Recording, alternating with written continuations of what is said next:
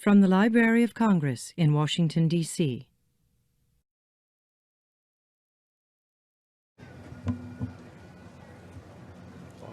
Thank you. It is such an honor to be here. I just came from the White House, and I have to tell you, I wasn't really sure that I wanted to go. The politics in that house being so different from the politics in my house. But I thought, what I'm going to do is I'm going to go and I'm going to prepare something to say. And the occasion at the White House was that Mrs. Bush hosted a light brunch for the writers.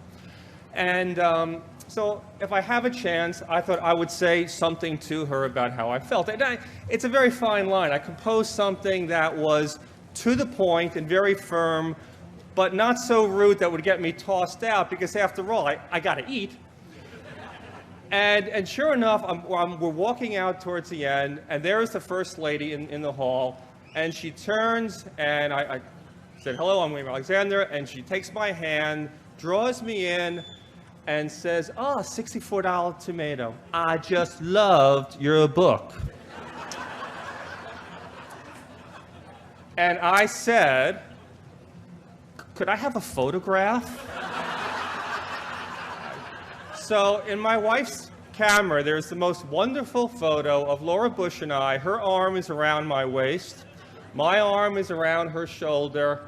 And you know what? It's fine. Because when it comes to reading, I think we're both very much on the same side. And I am so honored to be here today.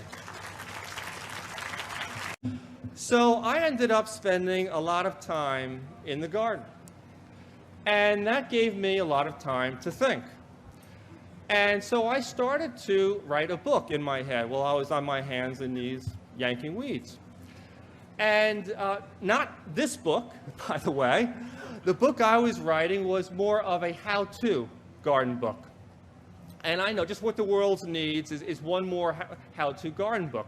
But my conceit was I was going to write a garden book by an amateur for other amateurs. Because the truth is, I could not relate what was happening in my garden to what I had read in other people's garden books. I started to wonder if some of these people had been in their garden in the last 20 years.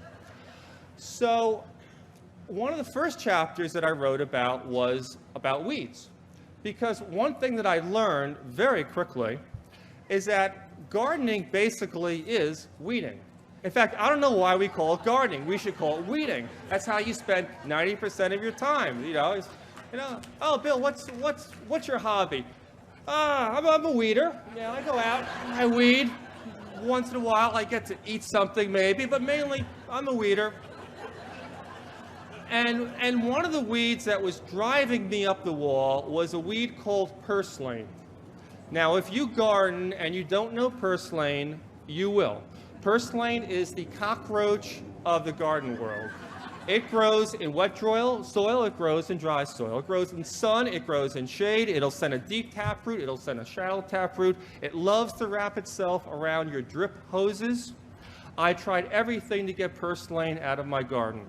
I tried hoeing it, I tried yanking it, weed barriers, I threatened it. I did everything short of setting fire to my garden beds.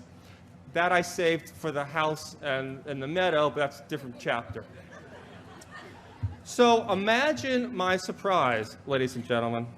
Imagine my great surprise when after one of these brutal weeding sessions, I went into the house for an iced tea, picked up the New York Times, and there was a photograph of my arch enemy, purslane.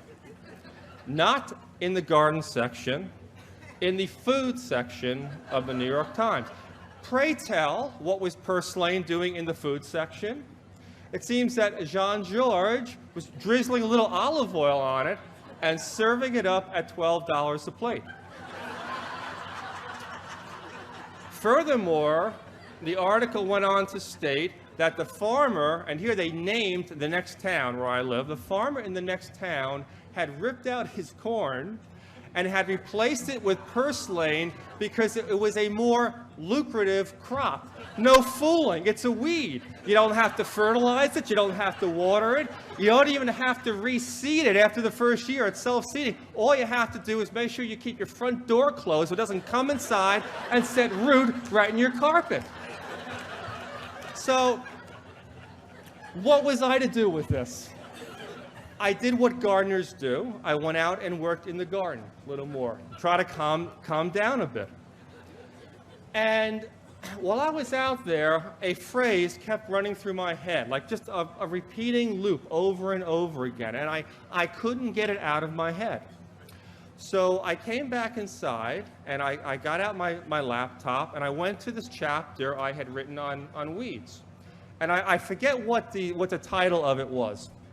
It was something very serious, like, 4 ways to combat weeds in your garden. And I hit delete, backspace, and I wrote down the title, this phrase that was going through my head: one man's weed is John George's salad. And if there was ever a seminal moment, and there are so few of those in our lives, but if there was a seminal moment when the direction of this book changed, it was that point in time. And I realized that I didn't want to write another how-to garden book. You can go buy someone else's if that's what you really want to find out. What I wanted to write about was the absurdity and, to be frank, the humor, because I could see where if this had happened to someone else, it might be remotely funny.